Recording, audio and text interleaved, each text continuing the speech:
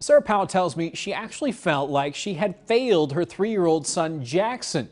She took him to Super Smiles dental office in Broken Arrow and was told he needed caps on more than a dozen baby teeth and multiple root canals. But Jackson said he didn't have any pain. And when Powell saw the thousands of dollars it was going to cost, she knew something was up.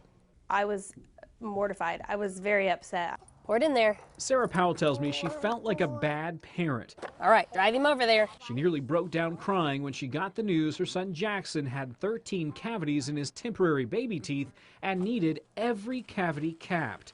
She thought she'd been doing everything right, brushing his teeth regularly and taking Jackson to the dentist every 6 months since he was 18 months old. 13 teeth? 13 teeth.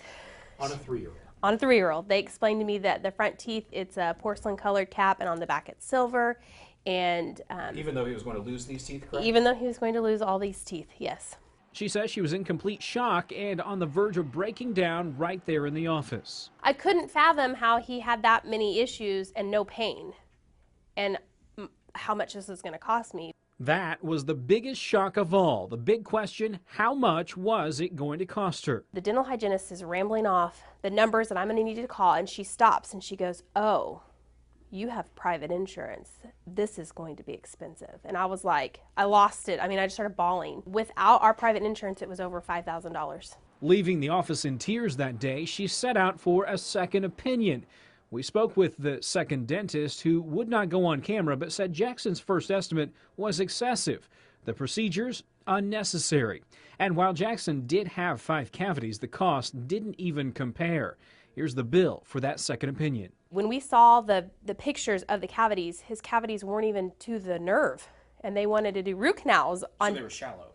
Yeah. I mean, there was teeth that didn't even have a cavity, and they wanted to do a root canal. So we reached out to Super Smiles multiple times by phone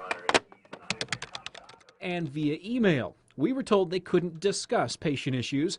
However, they say estimates were a, quote, worst case financial projection.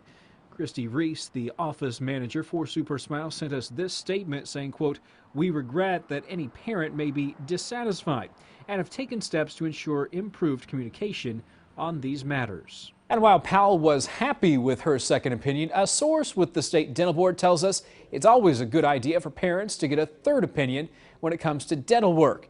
I'm told the board gets a number of complaints about dental practices in the Tulsa area charging patients for procedures they don't need.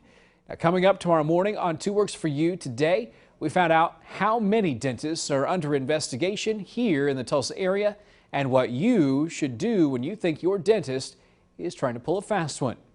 Daniel Wynn, 2 Works for You.